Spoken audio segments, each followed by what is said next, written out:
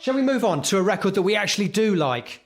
Yeah, well, that we both agree that we love. Now, so 1992 wasn't a complete washout because the first album by a band that I know means a lot to both of us came out this year, August 1992. It's even written on the sleeve.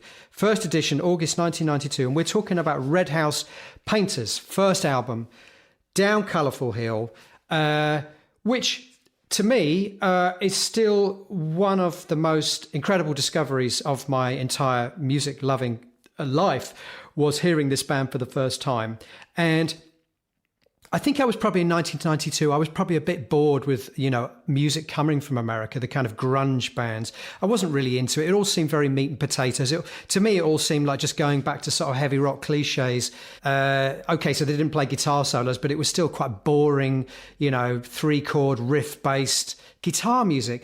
And then suddenly, this band came out of nowhere, signed to 4AD, and it was one of the most miserable musics I'd ever heard, and I loved it for it, and absolutely I connected with it. So melancholic, so melodramatic and slow, and it's kind of what we now think of as slowcore music.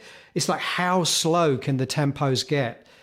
But with this incredible singer-songwriter, Mark Kozelek, I don't know how you say, still to this day, don't really know how you say his name, Mark Kozelek, this incredibly strong personality that just seemed to be on the verge of slitting his wrists at every moment. But here we have, some of the most beautifully affecting music, I think, of the decade, certainly in pieces like Medicine Bottle. Well, I think we both fell in love with it. And I don't know if you remember how we came across this. It was Derek at One Little Indian. It was when we were signed to One Little Indian in the early days. And he threw this across the table when we were having a meeting. And it was along the lines of, this is miserable shit, you two will love it. He was right.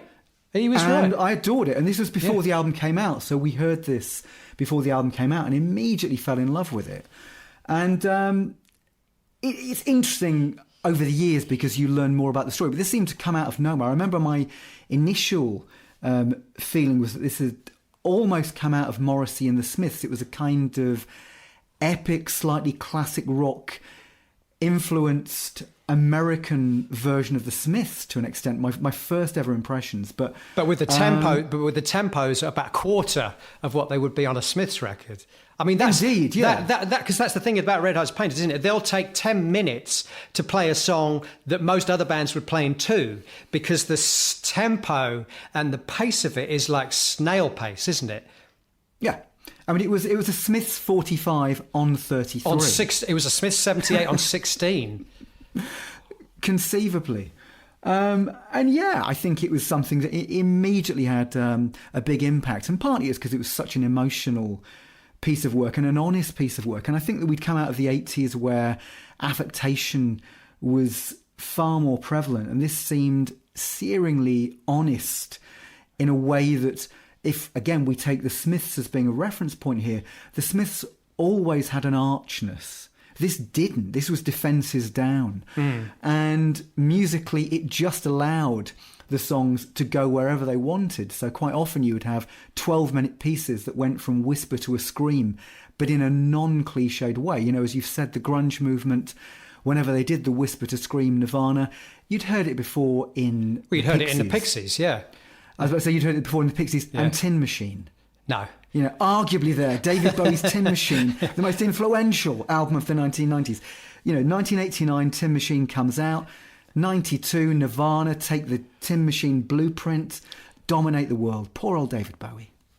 Right, well, you're kind of rewriting history there, because as we all know, Tin Machine was a piss-poor, pale imitation of the Pixies itself. But listen, anyway, and I speak as a big Bowie fan myself, but I have to be honest, Tin Machine was, well... Anyway, so listen. Well, it's also interesting, isn't it, that because you talked about Kozelek having this kind of fascination for things like progressive rock, and you only have to look at the songs he covered over the years. He also was a massive fan of very middle of the road, some might say schmaltzy pop. He did an album of John Denver covers. He covered silly love songs by Wings on the last or the Last But One Red House Painters album. I think we talked about this in some of the previous episodes. People who don't give a shit about looking cool, you know, this is what I like. I'm not ashamed to say I love this, and this is going to come through in my own music, and it's going to come through in the music I choose to cover and the music I choose to enthuse about. And I think we both subconsciously kind of understood that early on about him, and it kind of made us feel even closer to the music. This guy wasn't afraid of unfashionable reference points, because we never were either. I mean, when we were starting as No Man, we were listening to Donovan, you know. We couldn't care less about Bob Dylan. You know, we loved Donovan, didn't we? Who was so uncool. It was unbelievable. This is before the Happy Mondays kind of, you know, slightly made him cool again.